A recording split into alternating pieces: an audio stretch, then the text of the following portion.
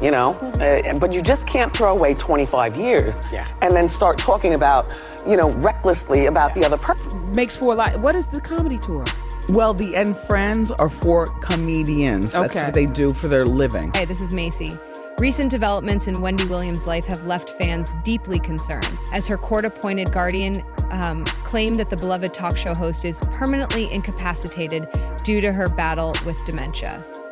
This revelation marks a dramatic turn in the life of one of television's most dynamic personalities, whose journey from radio shock jock to daytime television queen has captivated audiences for decades. In 2022, Williams was diagnosed with primary progressive aphasia and frontotemporal dementia, the same form of illness affecting actor Bruce Willis. This diagnosis followed a series of concerning public appearances and behaviors that left fans worried about her well-being. The situation has become increasingly complex, as various parties involved in Williams' life offer differing accounts of her current condition and capabilities.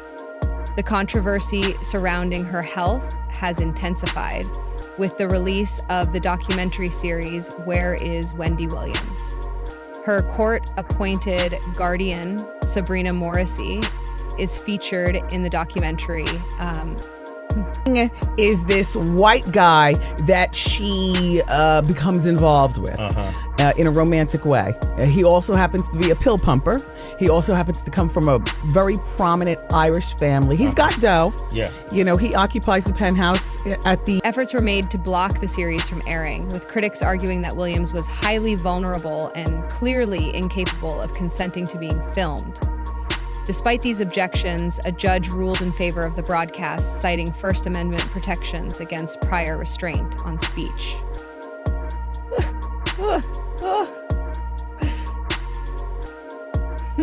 However, the financial aspects of the documentary have raised significant concerns among Williams advocates. Reports indicate that Williams received only $882,000 for the 4-episode series, a sum many consider inadequate given her stature and the personal nature of the content. This has led to questions about whether Williams' interests were properly protected during negotiations and whether she was in a position to make informed decisions about her participation. The production team behind the documentary has defended their actions. Executive producer Erica Hansen told the Associated Press that they were unaware of Williams's diagnosis during production. She explained that their intention was to document Williams making positive life changes and overcoming obstacles. However, the documentary ultimately revealed some of Williams' most vulnerable moments. A successful talk show costs quite a bit, and people are fickle. You know, the audience, whether it's daytime TV or nighttime TV, you know, people are fickle. Last time you were on the show, I asked you. This has sparked a debate about the ethics of filming someone potentially experiencing cognitive decline. Williams' family presents a different view of her current condition compared to her guardian. Speaking to the Daily Mail, a family member insisted that Williams is clearer now than she has ever been.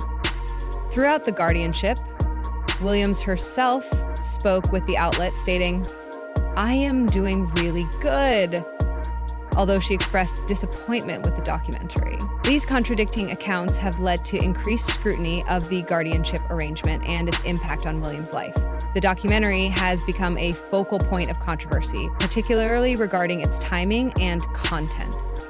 Williams' longtime publicist, Sean Zanotti, expressed that Williams would be mortified by the portrayal, suggesting that the series didn't align with the story they had initially agreed to tell. The show captured Williams in various states of vulnerability, including moments that many close to her felt should have remained private. People from our era who die, or you see somebody and they've, you know, they don't look the same in a bad way.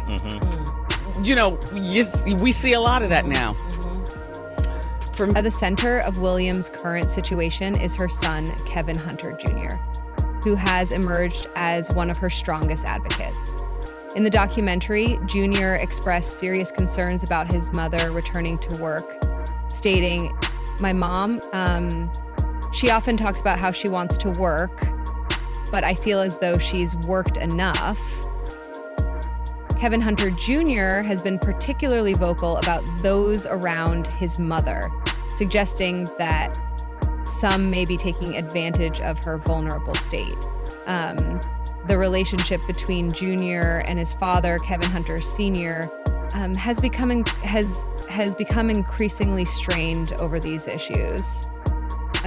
Sources close to the family reveal that Junior holds his father partially responsible for his mother's current situation, citing years of manipulation and financial exploitation during their marriage.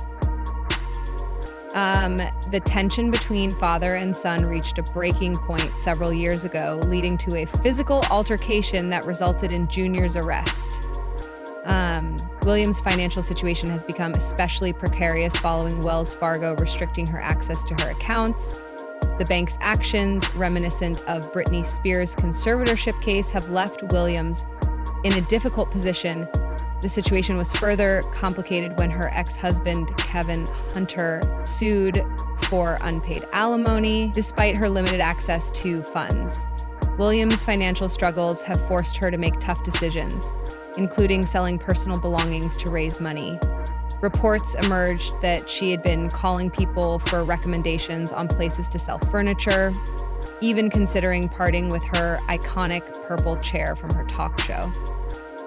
While her publicist tried to frame this as spring cleaning and starting a new chapter, the reality appears much more dire. 5 shoe. They Right. call that Thumbelina syndrome or something. I don't even know. Yeah, they Thumbelina syndrome. But love it. you know, I go to every meeting and I'm constantly feeling fabrics, and I have a little showroom area at our house. Do you really? Yes, where the Insiders suggested that the sales were necessary due to financial constraints. Kevin Hunter's subsequent financial difficulties have become public knowledge, with court documents revealing his inability to maintain his lifestyle without Williams' support. He eventually had to publicly ask for financial help, stating, "I have fallen behind on most of my bills. I am behind on credit card payments because I have no money." Since the severance payments were suspended, reports indicate that his relationship with Shireen Hudson, the woman with whom he had a child while married to Williams, ended when the money stopped flowing. The complex dynamics within Williams' family have been further highlighted by her brother's concerns about her public appearances and work opportunities. Speaking about potential reality TV projects, he emphasized the importance of Williams' recovery over any immediate return to the spotlight, stating, "This is not a woman who is in the right frame of mind to get a show going. Why are you even here? Do you see the condition she's in?" Throw away 25 years and then start talking about, recklessly about the other person. Otherwise, what does that say about you? Yeah. I chose him. Yeah. And he chose me. Right. That's true. And so that's the way it is. And despite these concerns, Williams has made occasional public appearances that have given fans hope. In August 2023, she was spotted at a holistic store in Newark, New Jersey, accompanied by her son. Store employees described her as sharp, upbeat, and aware. Williams has shown particular interest in circulation improvement treatments. These glimpses of the former talk show host have provided a contrasting narrative to her guardian's claims of permanent incapacitation.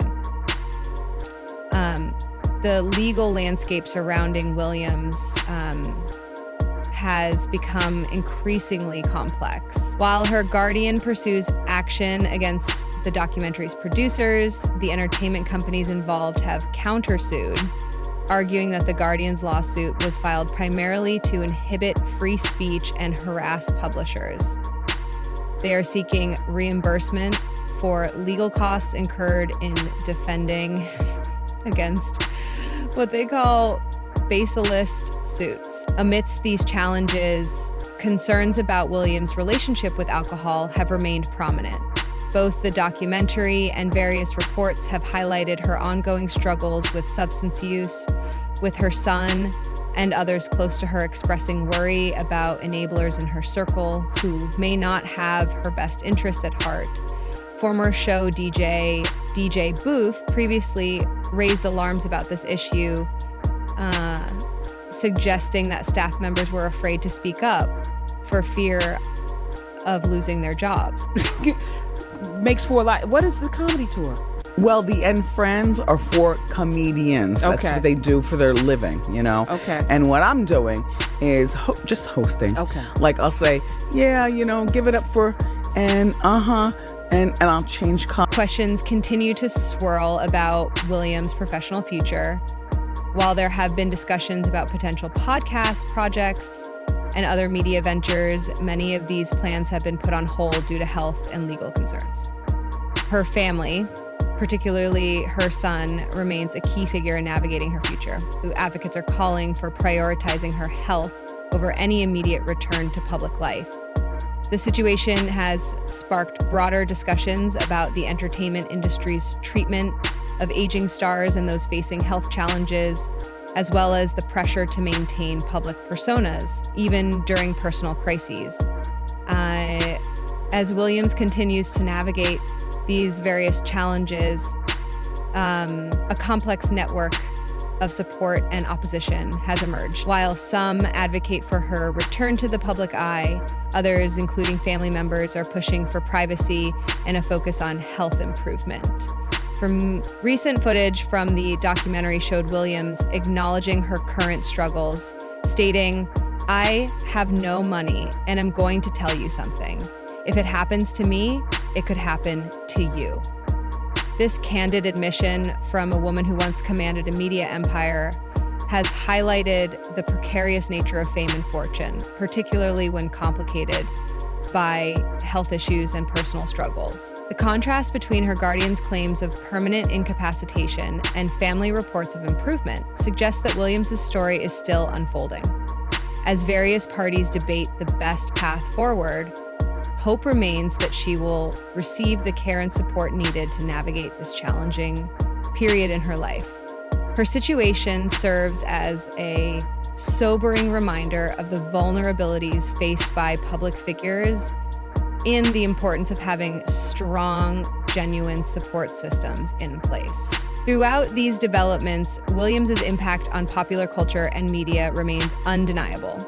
Her journey from radio personality to daytime television queen, and now through these personal struggles, continues to captivate public attention while raising important questions about mental health, guardianship, and the price of fame in contemporary society. Stay tuned and make sure to like and subscribe.